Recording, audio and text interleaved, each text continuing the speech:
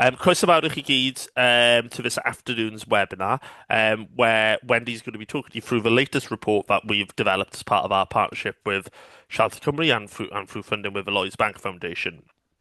Um, where in essence, I think what we're doing is asking the obvious question, which is, why can't we just buy more housing and turn it into social housing? Kind of maybe we've got a tendency in the housing world to over complex, kind of make things more complex than they need to be, and this is a starting point maybe at looking at that.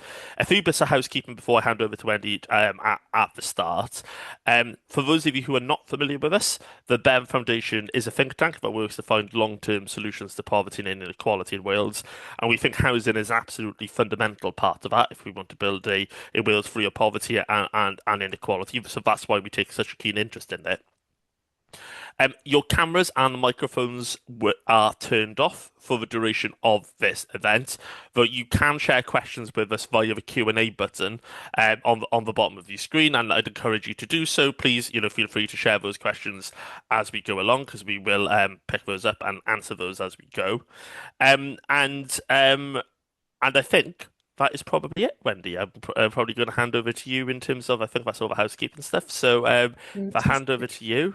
Okay, thank you everybody for coming, and hopefully you're munching your sandwiches while you're listening to this. First thing to say is this one is hot off the press, probably more hot than I would like it to be. So bear with me as I'm going through the presentation. I think I've covered everything, and I think it's all in my head, but let's see how we go along. So as Stefan said, this one we've entitled Tenure Change, looking at how we can turn both existing dwellings and existing buildings, so quite a wide scope, this report, into social homes. Um, the report went online this morning, so if you pop onto the website, you can go and find it under the housing section.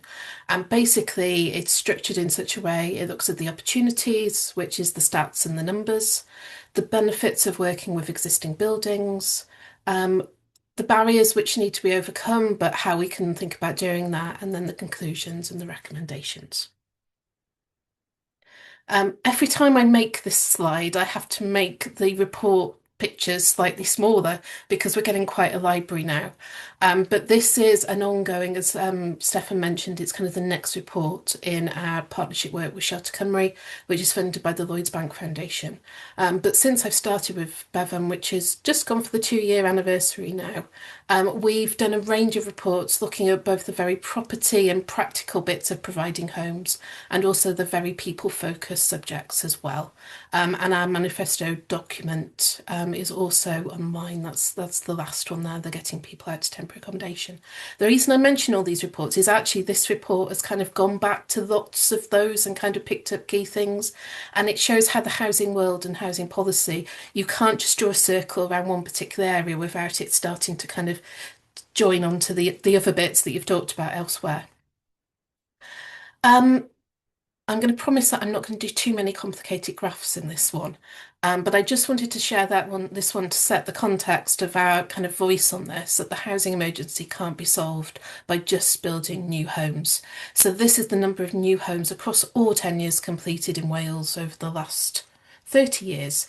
More than that. Yes, even longer than that because I'm older than that. Um, but what it's showing is basically our levels of new build completions, which is 4,631 for 24-25, is pretty much at the lowest level that it has been. The grey line there with the 7,400 is kind of the national WASH target of how many properties we do need to be building. So we're well below what we need in terms of the number of homes in the system. So our argument is, yes, there is a place for new dwellings to be completed. There is a place for new homes to be built to be social homes. But actually, why don't we look a bit more at the properties that already exist and the buildings that already exist? And just to give, I suppose, a bit of a flavour of numbers, for the 4,631 new dwellings that were completed last financial year, there were over 50,000 residential property transactions. Now, those will include those 4,600 new dwellings, but it's just showing the scale and the churn of existing residential properties and saying that there is opportunities to go and look at those properties and see whether they're suitable for social homes. Just to give you a bit of a flavour of the stats, and you can go and have a look at the report to see the sort of stuff we've picked up on. We've picked up on the opportunities in empty dwellings, which are kind of the most obvious place to start in terms of it being a wasted resource. Census says we've got 88,000 of those. If we look at council tax records, we can see 22,000 have been empty for more than 6 months, 13,000 for more than a year. So the ones that are really sticking. We also pick up on the opportunity of former social homes. So we've reported previously about the 150,000 former right to buy properties, so properties that were sold through the right to buy process and are no longer social homes. And we've picked up on research from others that about 40% of those are now likely to be rented privately. So in Wales, that is about 60,000 former social homes which are now rented privately. We also pick up on the report about other kind of changes are happening in private ownership that the headlines would say, oh, landlords are selling, second homeowners are selling. The evidence base for that isn't clear enough to kind of acknowledge those statements and say, yes, that is true in great numbers. However, we are seeing owners of privately owned properties who are assessing their investment decisions, I suppose, is kind of the woolliest term to say it. And again, at that point, there are opportunities to look at those dwellings and see whether they might be suitable to come into the social housing stock. We've also reported previously, so one of the reports I showed you focused very much on church-owned assets, faith-owned assets. But the report kind of very gently touches on the myriad of other buildings in our communities that are becoming empty and the potential to do more in that conversion and repurposing space. So, in the benefits section of the report, we pick on four main themes. So the delivery of homes, it is obviously much easier or much quicker to go and buy an existing home. You go through the conveyancing process, and perhaps within 6 months you can have it up to a relatable condition, comparing that to the 3 or 4 years it might take you to get a new build home from the very first idea of there's a piece of land to actually giving a key to somebody to move in. We make some very brief comparisons of the cost of building new social homes versus the cost of purchase. And we also acknowledge for the local authority landlords who were suddenly told you can start growing your stock again. They didn't have development teams, but they had asset management teams. So actually, buying existing properties was very much within the skill set of what they had while they set themselves up for further development. We pick up on the wider community benefits, and this is very much going back to what we were talking about in the church report as well, about sites and places where homes are most needed, retaining a sense of place by characters of property within a community. But also just stuff like existing property is already connected to the electricity network, to water, to drainage, all the other things that kind of are getting in the way potentially of large scale new development at the moment. We pick on the economic benefits in terms of regeneration, and we've ended up talking a lot about town centres in this space, particularly linking it through to the potential for one-bedroom social homes in town centres, which again is another topic which we will pick up another day about that particular need for accommodation. And we also pick up on the environmental benefits. So we talk a lot about energy efficiency and kind of zero carbon new homes, but we quite often forget that carbon has been spent by building the properties that we already have and we already live in. So there is a certain amount of recycling and reusing existing properties. And then a wider point we make is just generally around the energy efficiency of private sector homes. I'm just going to move on because I have a graph about that one. I was going to squeeze one more graph in, wasn't I? Um, and there, if you look at the work of the Climate Change Committee within the Senedd, they did a inquiry into the decarbonation of the privately owned stock, very much saying that yes, our focus has been on social rent up until this point and using social rent as that test bed. But actually, if you look at EPC ratings across our whole housing stock in Wales, then it's that the purples and the oranges are far more prevalent in terms of better energy efficiency in the social renter sector. And you're seeing far more of those greys, kind of EFG ratings in private ownership. owner occupied and private rented. So the if you were to purchase an owner occupied property which was poorly rated, there's the opportunity to upgrade it in terms of energy efficiency. I'll move on to overcoming the barriers. These slides are kind of like a mood board of things that need to remember to talk to you about. So apologies if they get slightly busy along the way. And what I'm trying to do is show you both the arguments and the things that we found, but also bring the recommendations in as well. Um, we talk a lot about accommodation standards in the report, and for anybody that hears the term WHS and WDQR and thinks, well, what's all that about? We have some clear definitions as a good starting point of just kind of getting your head around all of that. Um, One of the things that came up very clearly from the discussions we held a roundtable a few weeks ago, which was really useful, and thank you to everybody that came, was about the physical requirements. So we talk a lot about energy efficiency in kind of the standards place of social homes, but actually the unpicking of things just as practical as room sizes, as being in quite a lot of cases issues towards bringing existing properties back into use. And we have a case study of a particular property where actually you can see that former council houses, there are times when those have to be not looked at for acquisition, or where the number of people that can live in that house is actually limited because of the room sizes or because of sloping ceilings. So there's a very practical example in the report for anybody that kind of wants to get their head around that. The main kind of voice that came through was, okay, they're slightly smaller rooms, but they're still a better home. And if we're kind of putting in this within the case of the thousands of people we've got living in temporary accommodation, it's kind of like, should we really be focusing on room sizes at this point or just providing more homes? Um, The committee itself said that there should be with some flexibility on standards around acquisitions.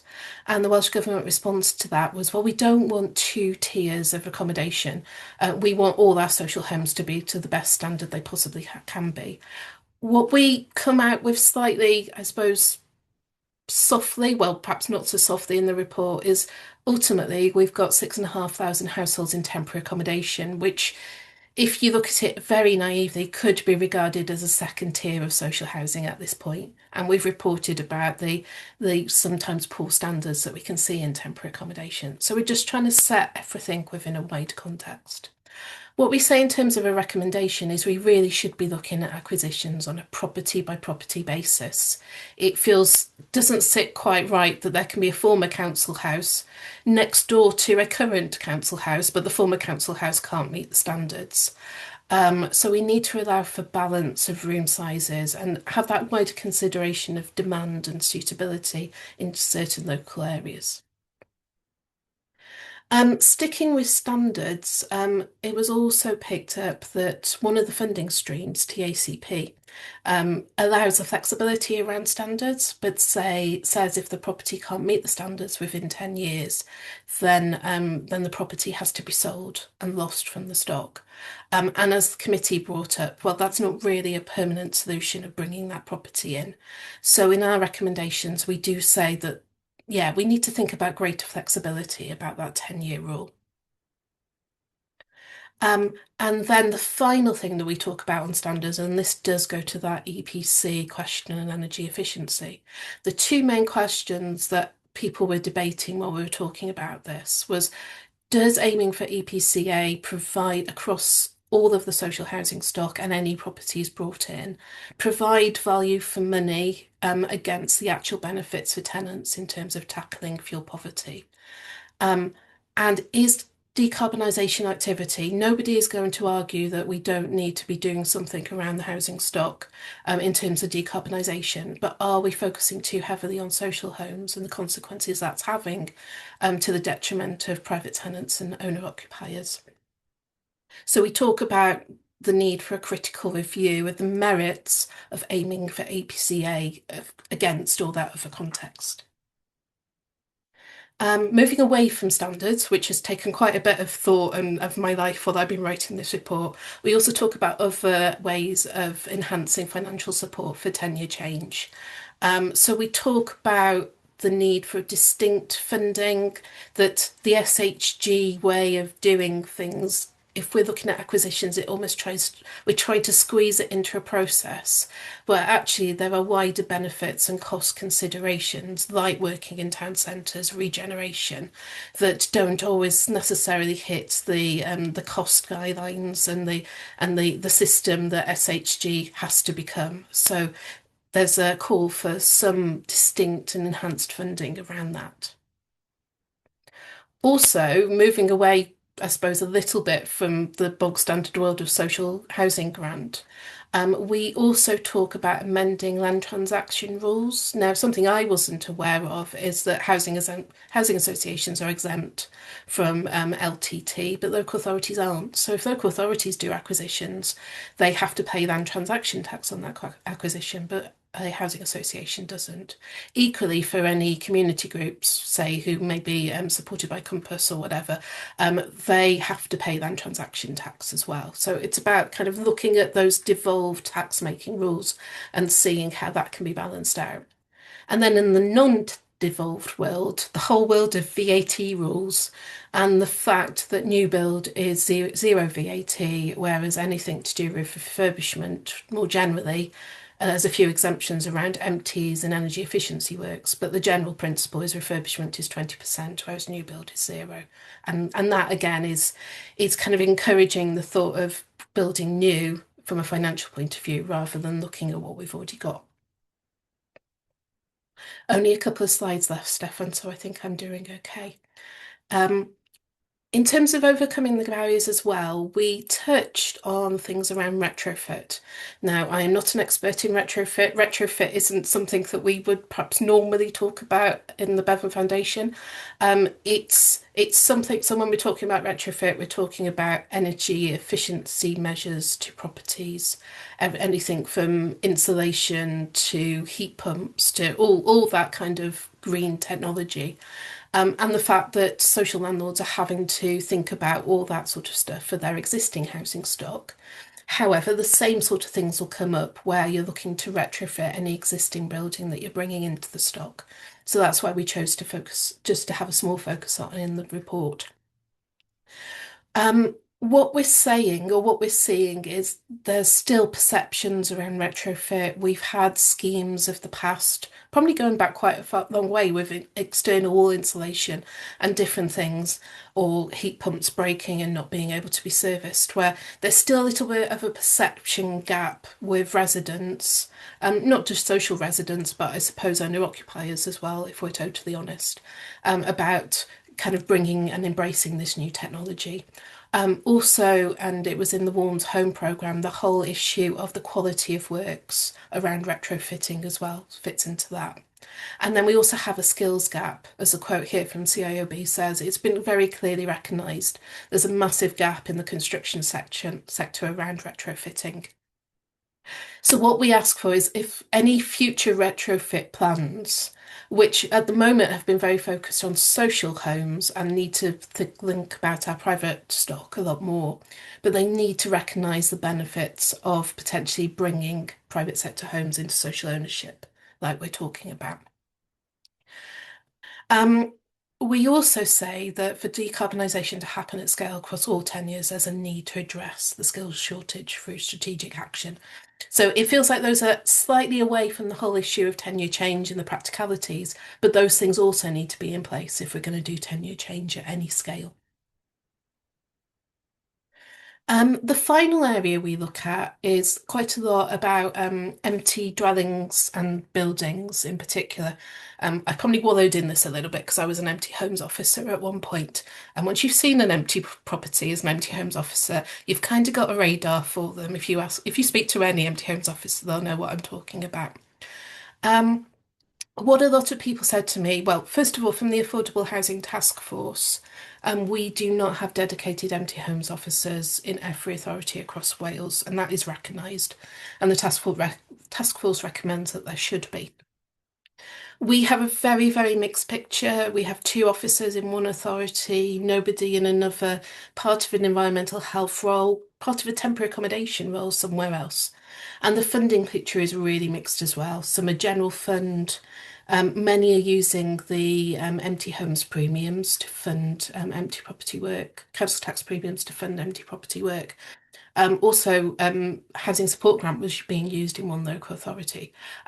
We also have partnerships between housing associations and councils, where the housing association will fund the officer in lieu of also receiving social housing grant to work with empty properties. The general picture, though, is that we don't have enough capacity within local authorities to do all the things proactively around empty homes that could be done. Um, local authorities are required to do an action plan, and there's funding available for empty homes grants, but that all takes proactive action. I've been speaking a lot with Shelter Scotland and the Scottish Empty Homes Partnership, who received £2 million worth of funding from the Scottish Government to both have like a central team who run a network of support, raise awareness about empty homes work, but also provide initial funding for a 2 year period to kind of prove the worth of empty homes officers where there's gaps. And we think that there's merit in looking at that sort of scheme in Wales. We also think that there's merit in like greater use of council tax premiums, which is a report that we've done previously.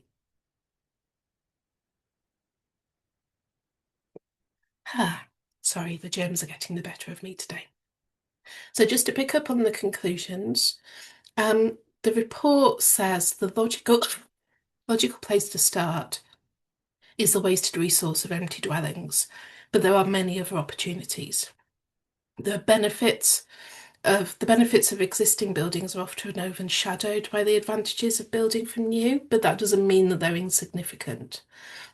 But the barriers can also be significant, but we don't think they're insurmountable if they're viewed with pragmatism and flexibility. And we also think that there's very clear steps that the next government could take to improve both financial and specialist support in this area. It really feels like an untapped area that we could be doing much more in.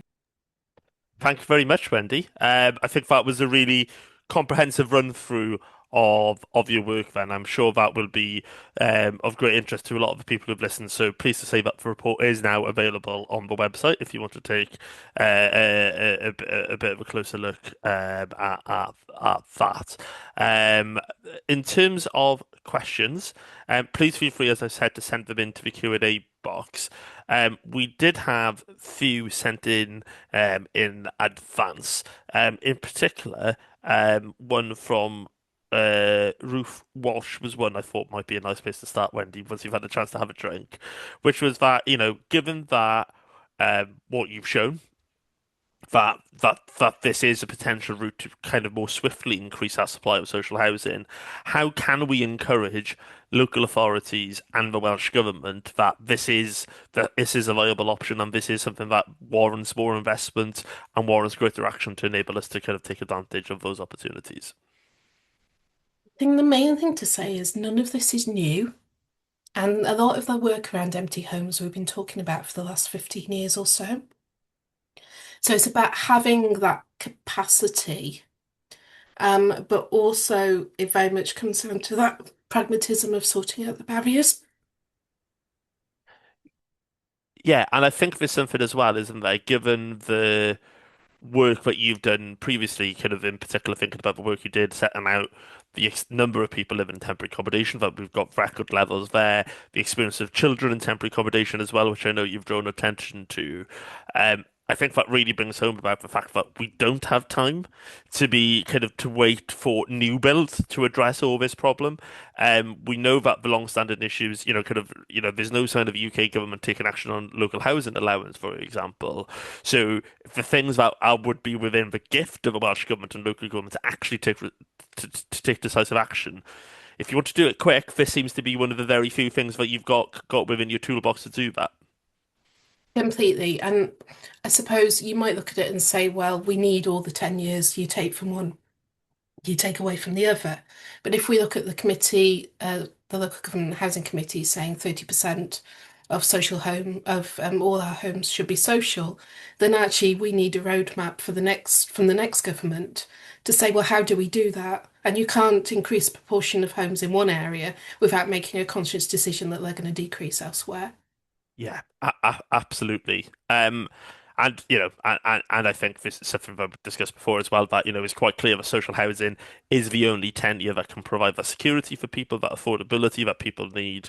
So maybe we should be more unapologetic about the fact that okay, that might mean taking homes out of the private rental sector, but if our home is currently vacant, then that is kind of addressing a longer term issue, and that the social housing sector or community housing is better place to do.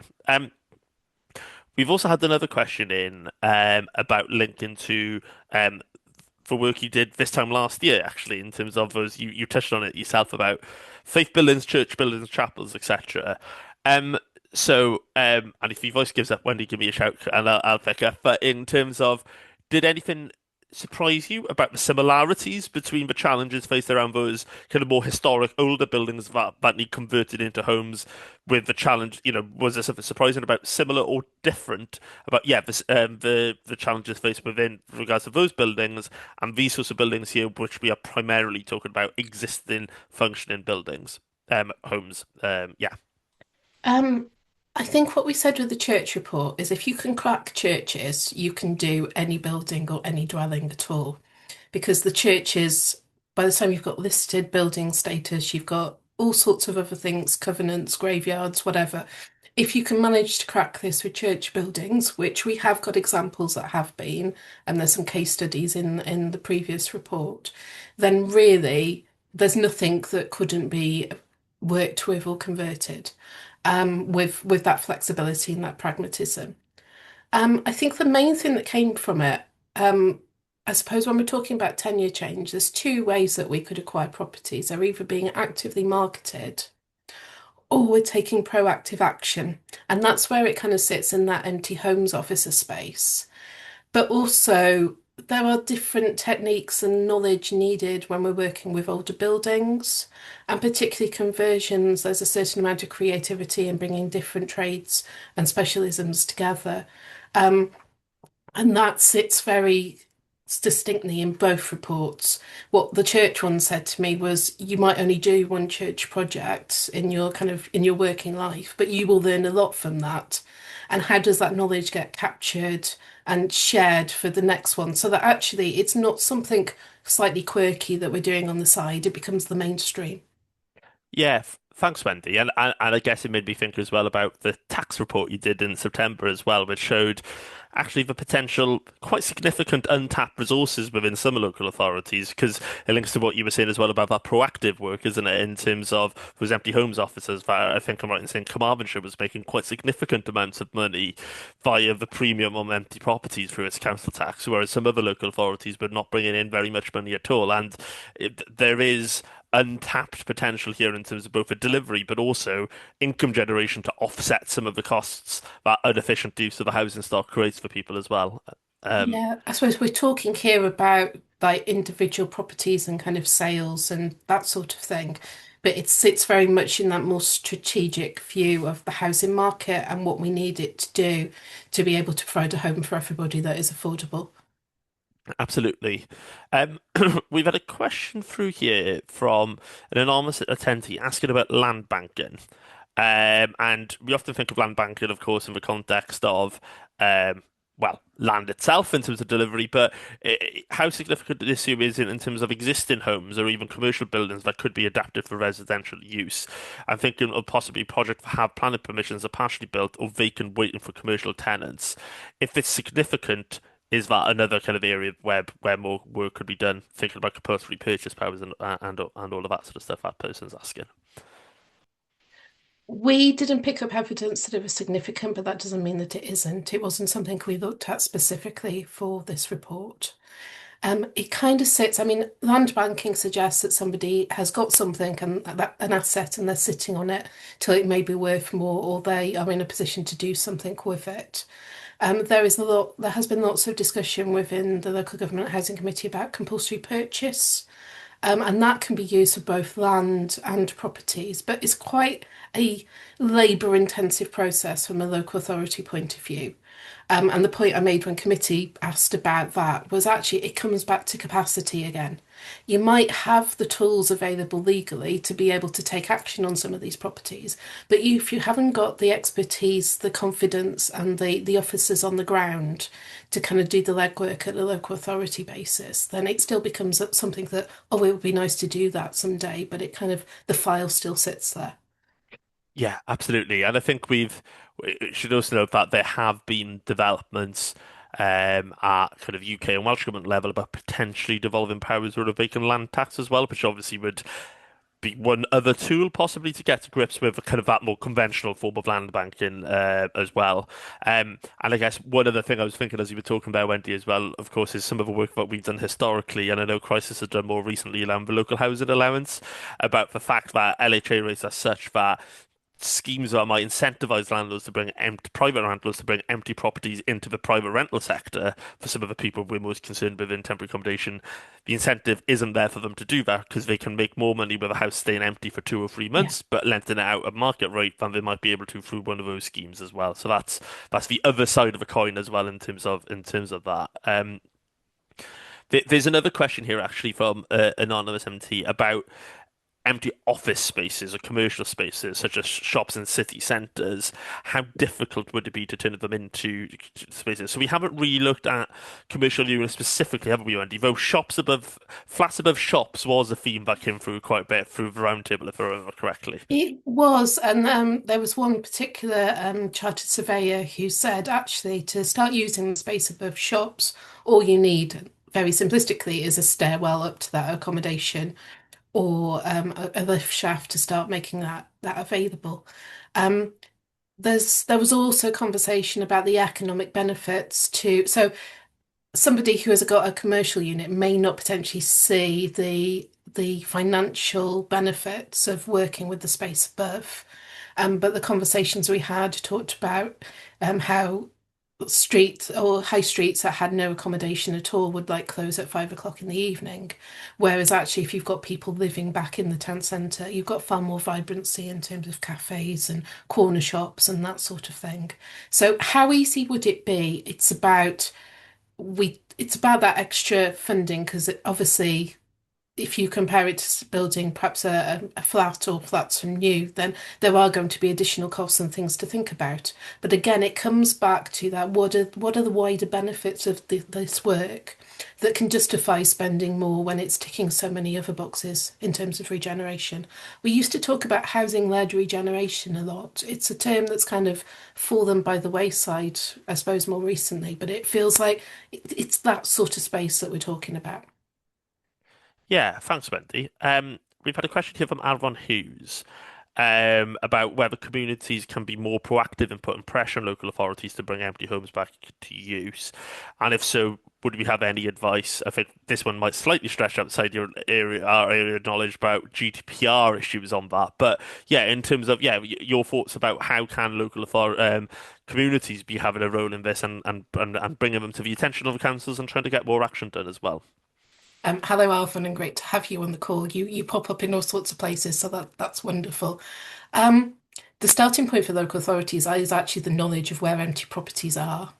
And I think anybody interested in this space, have a look at what the Scottish Empty Homes Partnership is doing, because it's not just about supporting officers, but it's all about that kind of campaign work in communities about the wasted resource and how they can work with local authorities, or even just kind of reporting an empty property. We talk about those 22,000 chargeable empty properties on the council tax register. Those are only the ones that councils actually know about.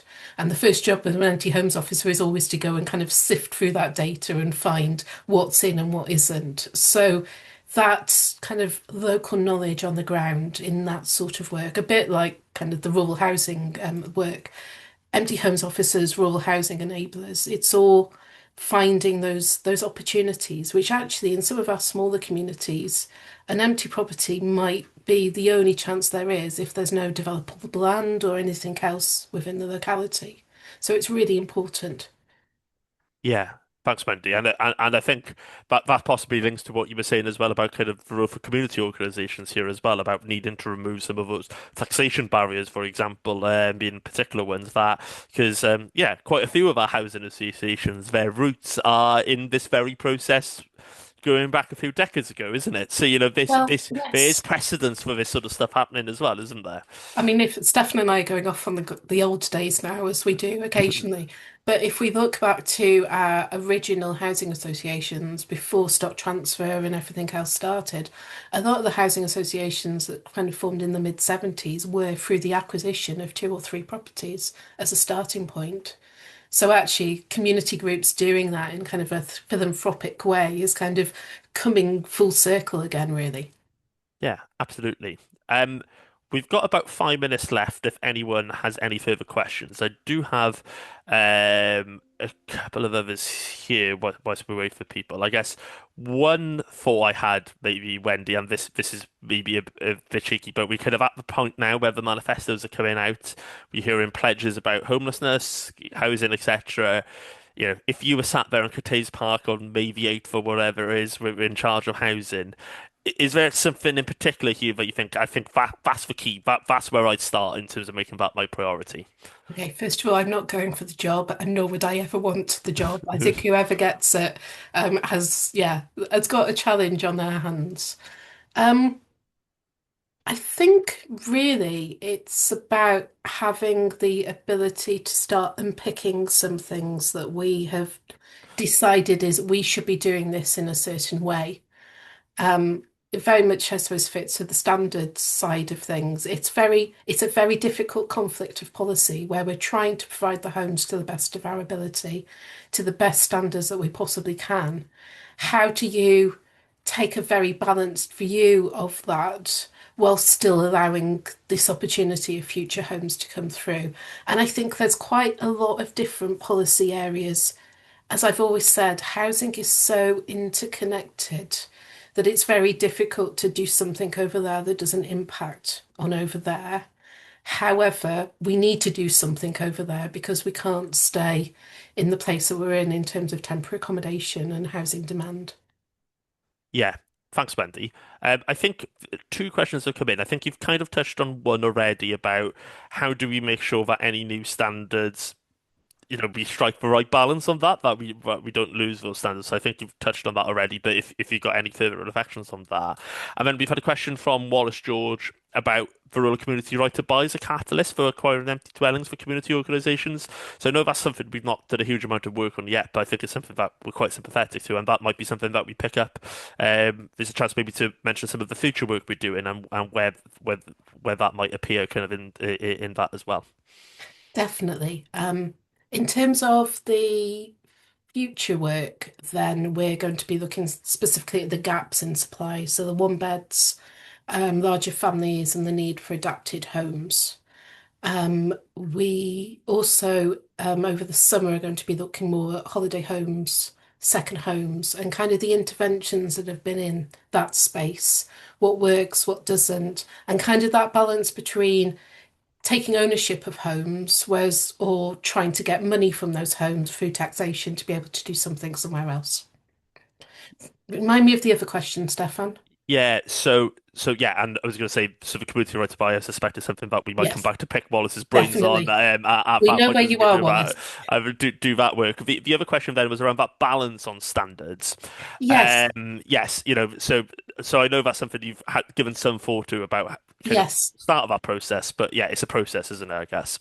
And I suppose if we look at so WHQS 2023, we kind of drew a line that all the properties that were in the stock at that point, certainly, I mean, I'm particularly talking about kind of room sizes at this point. There was almost a moratorium of, well, those are fine. If we can remodel and get those better, then we will. But for anything new, including acquisitions, it's got to meet kind of the gold standards. And where I really struggle is kind of if you, as I said, the two semi-detached well, what would have been council houses. Well, one is still in the stock, and it it has to meet WHQS to the best that it possibly can in terms of standards, whereas the other one can't be looked at in that way. And that's where I feel that there's something not quite right in the system. Yeah, absolutely. And I think, we definitely say actually letting tenants speak for themselves as part of this process Absolutely. as well. I think there's possibly a sense that some of the standards that we've currently got has not necessarily been driven as much through that process as you may want. So that's something as well that we'd be very supportive of, isn't it? So that actually those standards, if there are some changes in them, because we think that's the pragmatic approach, then those changes need to be in a way that tenants themselves are supportive of, rather than something that being pushed onto people.